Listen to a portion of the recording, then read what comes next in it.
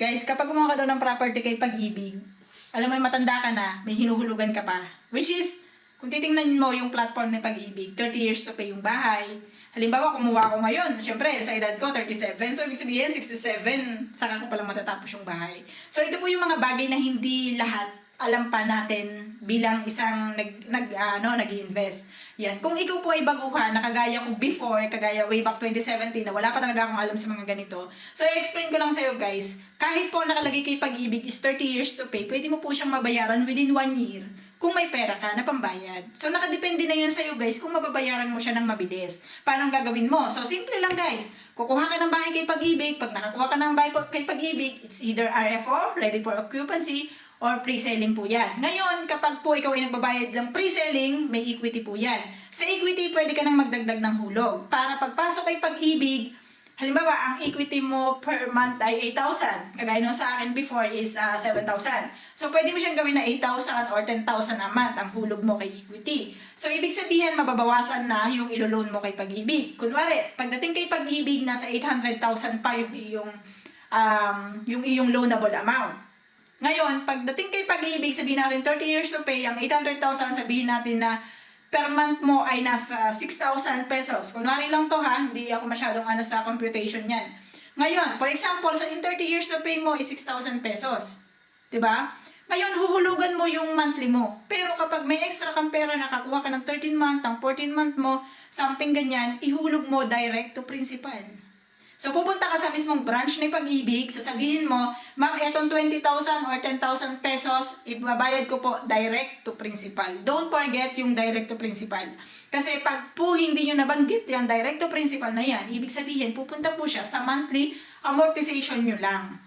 Ibig sabihin ng monthly amortization mo, kung 6,000 po yung monthly na bayad mo sa bahay, ang mapupunta lang yan sa inyong bahay mismo is siguro sabihin natin na nasa 20% or 30% ng binayad mo.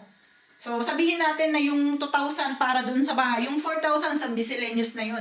Sa lahat ng fees, miscellaneous, interest, something like that. So, parang ganun yung computation. So, imagine mo 6,000 yung binayad mo, pero 2,000 lang yung makakaltas doon sa iyong loanable amount or sa iyong TCP na binabanggit natin kapag kumuha tayo kay Pag-ibig. Pero, kapag nag-direct to principal po kayo, kung 10,000 or 20,000, 30,000, 40,000 o kung 100,000 man yung ida-direct to principal nyo, automatic kay loanable amount nyo pupunta yan. Doon sa mismong TCP guys, sa mismong kinuha nyo kay Pag-ibig. Kung 900 ang kinuha nyo kay Pag-ibig, nag-down kayo, for example, ng direct to principal na 50k, ibig sabihin 850 na lang.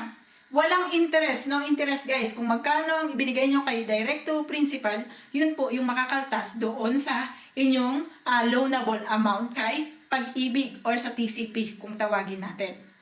Guys, ano ba yun? Magda-direct ba kaagad siya na makikita nyo kaagad na nagkaltas? Hindi po siya nakikita kaagad. So, ito sa Pag-ibig kasi, may mga cases kasi siya or talaga namang ganun na 2 years bago sila mag-compute. Ngayon, pag nag-compute sila, makikita nila, maliit na lang yung nito, yung monthly na ito. So, minsan, kapag for example, lagi kayo nagda-direct ng ganon na napapabilis yung inyong pagbabayad or may mga advance kayo, may dagdag kayo sa inyong bayad. Kung example, 6,000 lang yung inyong monthly amortization, ginagawa nyo yung 7,000. So, makikita kasi yun ni Pag-ibig, gaganda yung record nyo, tapos ang gagawin nila, pag nag-compute sila mga 2 years, halimbawa kung dati 6,000 ang iyong monthly, magiging 5,500 na lang or 5,700 na lang.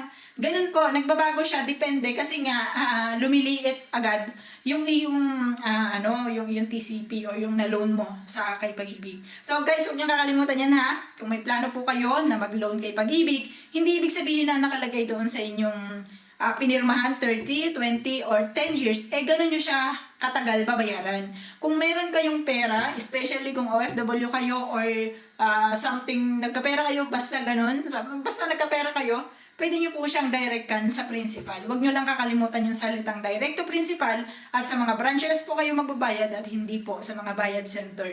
Kasi pag sa bayad center kayo guys nagbayad, automatic po yon sa may monthly amortization nyo siya mapupunta, hindi po siya sa direct to principal mapupunta. So, ang sinasuggest ko, magpunta kayo sa mismong branches ng Pag-ibig at doon po kayo magbayad at doon nyo sabihin sa teller na direct to principal ang inyong ibabayad. Kay magkano man yan, kay 5,000, 10,000, wala pong problema. Basta po masabi nyo na direct to principal, no problem. Pero ang tanong dyan, paano kung halimbawa, August ngayon, Kunyari, August 1, bayaran ko ng bahay. Nagbayad po ako ng August 1 ng bahay. Ngayon, halimbawa, ang August 1 ko na bahay, every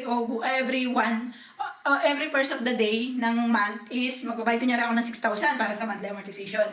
Ngayon, mayroon akong 20,000. Ngayon, sabi ko kay Pag-ibig, eto pong 6,000 para sa monthly amortization ko, etong 14,000 is direct to principal ko.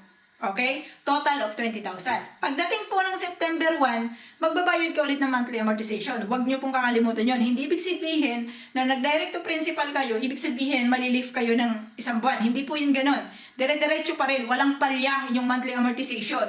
Ang mangyayari lang kasi doon sa direct to principal is magdadagdag ka lang doon sa iyong babayaran, bukod doon sa iyong monthly amortization. So sana malinaw, medyo magulo, pero kung ikaw po ay may knowledge na sa Pag-ibig, hindi ka masyadong maguguluhan sa explanation ko. Kasi well-detailed naman yung explanation ko. Pero sana, guys, lalo na sa ating mga OFW, isa lang po yung hangad ko. Makauwi po tayo na pare-pareho tayo ng mindset na meron po tayong naipon para sa sarili natin. So, yun.